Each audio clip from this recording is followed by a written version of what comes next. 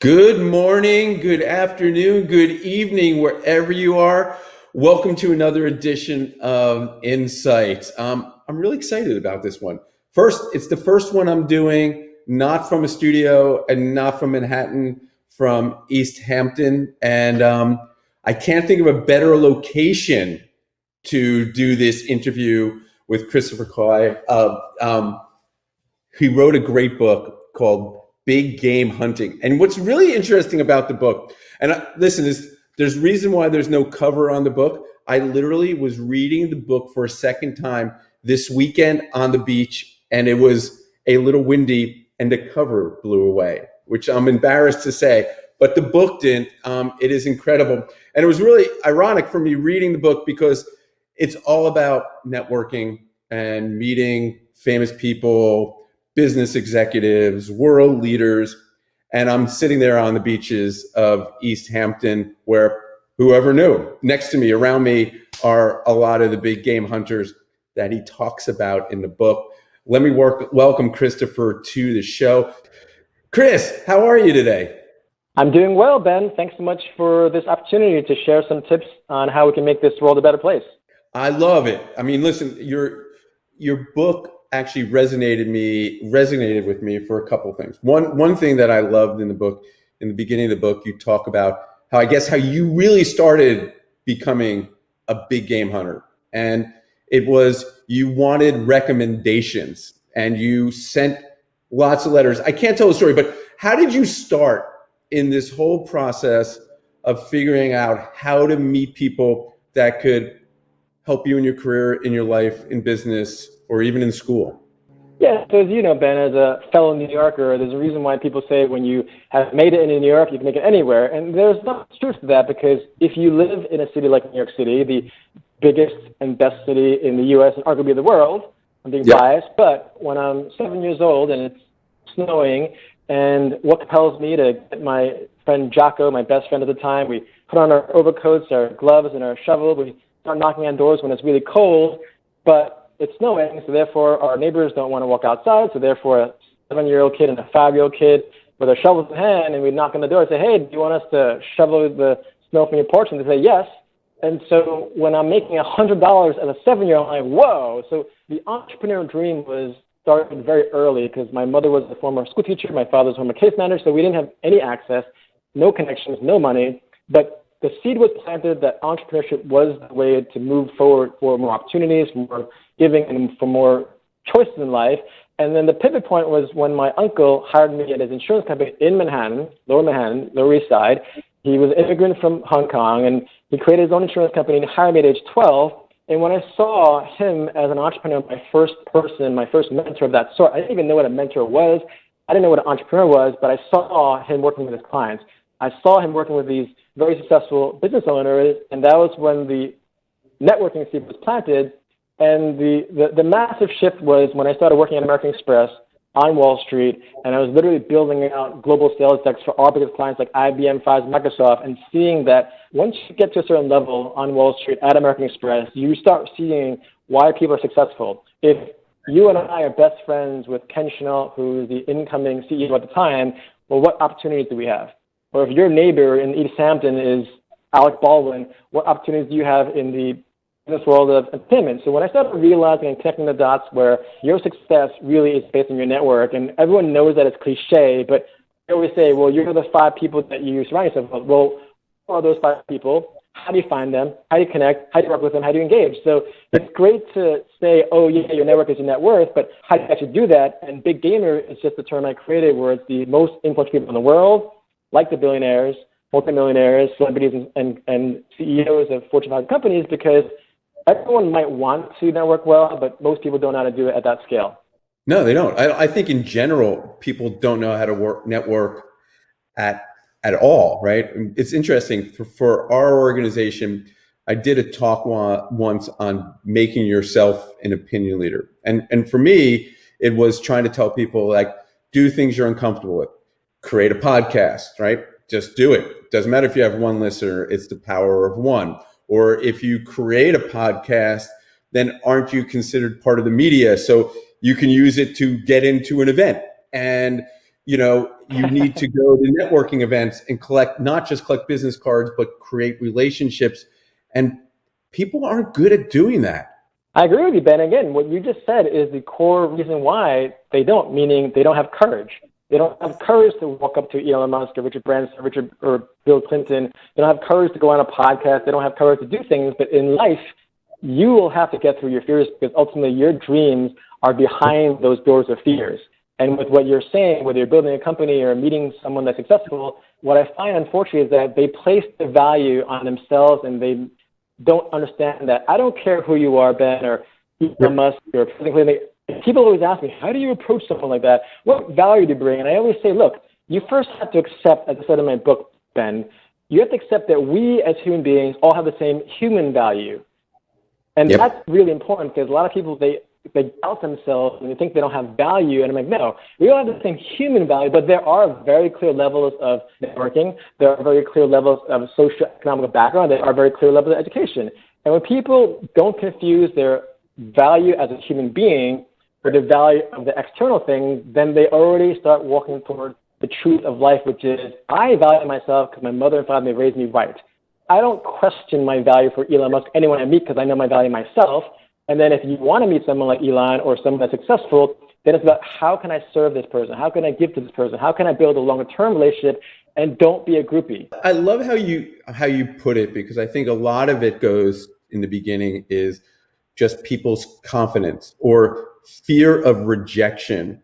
And you're turning around of, forget about fear of rejection. What is your self-worth? What do you bring to the table? And I think that's a unique way to look at it, because it's, like the stories of when you were in college and you would go to a bar and you wanted to walk up to someone of the opposite sex, right? And you wanted to, it was the courage to do it, as opposed to going like, hey, I'm worthy. I should have this conversation. I'm going to make something meaningful. And I think I love how you put that. And one of the things you actually wrote in the book is you say, in your introduction, ignorance is not bliss. Self-awareness is bliss. How important is self-awareness, do you think, for if you were going to tell someone aspiring to network? I mean, do you need to be really self-aware? Yes. If you want to be successful, and it really comes down to, Ben, your level of ambition. What I mean is, you're an ambitious guy, I'm an ambitious guy, so we're at the same level or above, because if someone is not self-aware, they don't even know what ambition is.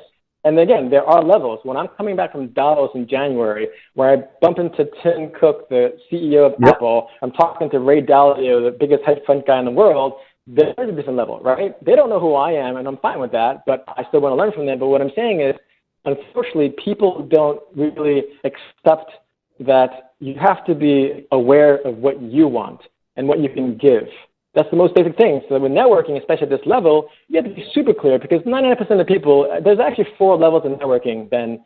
The first one is what 90% of people do, which is horrible and wrong, which is traditional. I don't even write this in my book, by the way, so you're getting like sneak preview of for the private clients that I do, because the first level is literally traditional networking, which is dead, boring, doesn't work.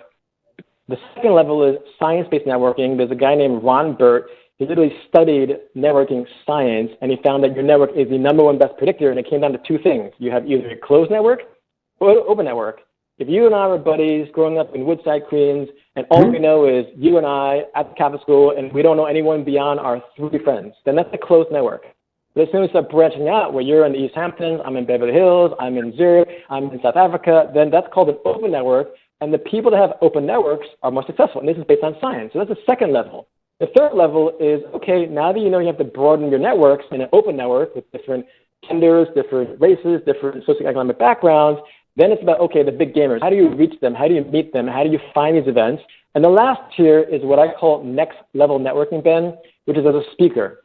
When you're a speaker, and I go on these stages, and I've literally spoken at the same events in the same year or opposite years, where let's say I was in Saudi Arabia last November, and Bill Gates spoke the year before. I spoke at Money 2020 a few years back, and Richard Branson spoke the year after me, and Steve Wozniak spoke the year I was there, but that's the largest conference in the world, where there's 12,000 people across 4 days. And so when you're behind the stage, you're meeting Max Levchin, the co-founder of PayPal. You're meeting John Collison, the co-founder of Stripe. But what I'm saying is, people don't realize that no one tells you this stuff.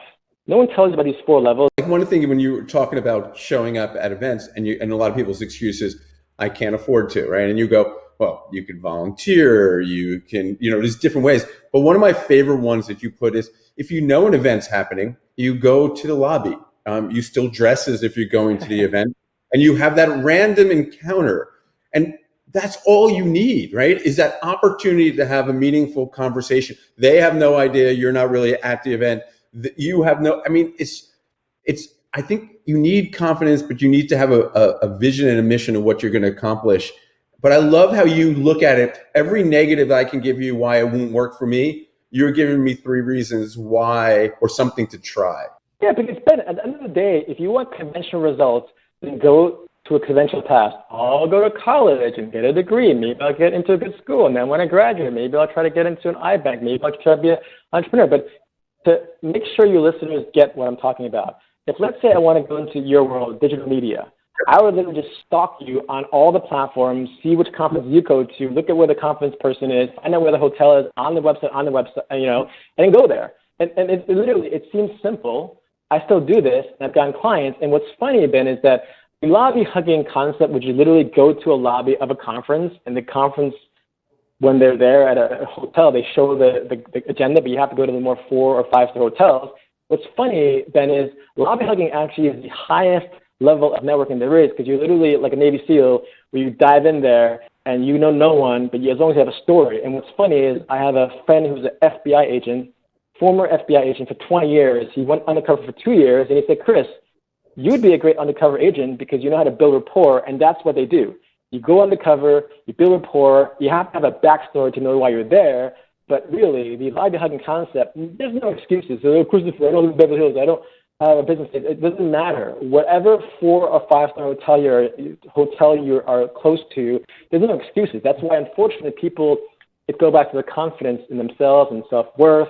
I don't have issues with my self-worth, thankfully, because I have a great family background, but it wasn't perfect. It was when I realized, as you read in my book, when I literally was writing a book about college success in my early to mid-20s, I'm like, all right, I need people to include their expertise in my book. So I emailed or wrote, it wasn't even email at the time, I think it was late 90s, but I reached out to the mayor of New York, and I thought, well, if I'm going to reach out to the mayor, why not reach out to the governor and the attorney general and the vice president and the president? Because when I realized that if you shoot really high, you don't get it, who cares? It goes back. You got to be in it to win it. So you have to try. I also like one of the points you made is when you see people, if you can't get to that person, if you talk to the people around them, and then it's a way to get to their inner circle. And if you become friendly and chat with people, it's about that network that you're in. So it doesn't have to be, it's not like you only have one shot. You have multiple shots from the people around you. So let me ask you a question. So, you speak at these same conferences. What's the line, or what should I do if I want to approach Christopher? And whether it's because I'm thinking of writing a book and I want to get your advice, or I want to just tap into something that you're doing, how should people approach someone like you when you get off the stage? So it depends on how much time you have. If you only have 2 minutes, I have an acronym called CALF, which I put in my book, CALF. Literally, C stands for compliment. Christopher, thank you so much for being here. I really loved your speech. A, ask, whatever it is. The best way, since I'm a speaker, you're like, Christopher, I loved your speech. You might be perfect for my conference. I'd love to explore you speaking at my conference. You're asking. L is you leave, because if I have hundreds or dozens of people approach me, which is usually what happens if you're a good speaker.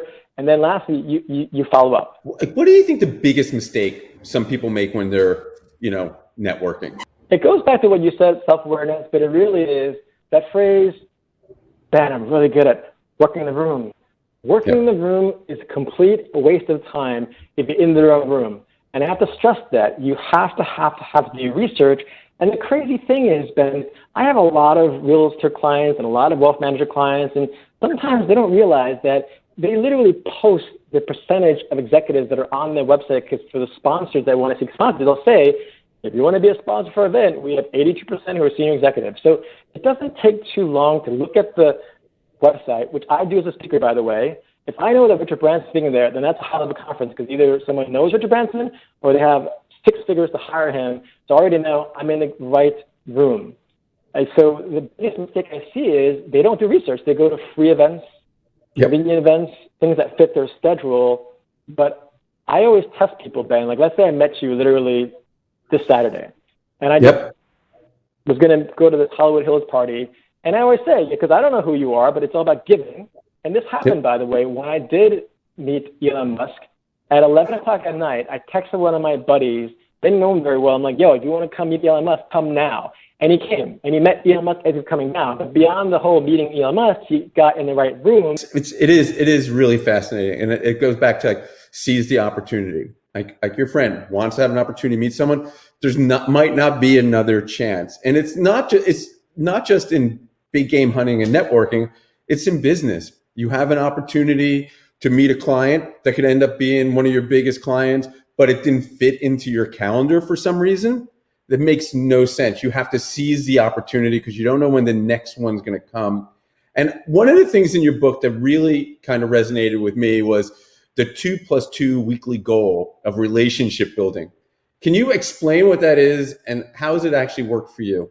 Yeah. And so whether it's 1+1, 2+2, whatever it might be, but one of my mentors and colleagues, her name is Angie Chin, one of the smartest people I've ever met in my life. She's the former CFO of Coffee Bean.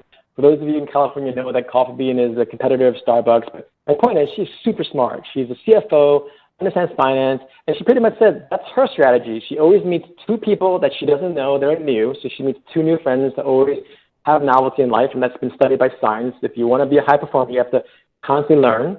And the other is two old relationships that you want to build deeper relationships. So the 2+2 is every week find two old friends or two old colleagues or two old clients that you want to dive deeper to build deeper relationships, long-term thinking, not transactional but transformational. Mm-hmm. And then two new relationships, whether in my case, you're a new relationship. I don't know you, but you already created this awesome platform, so I don't usually even do these podcasts anymore. But again, we're busy people. But you're at a certain status in terms of level.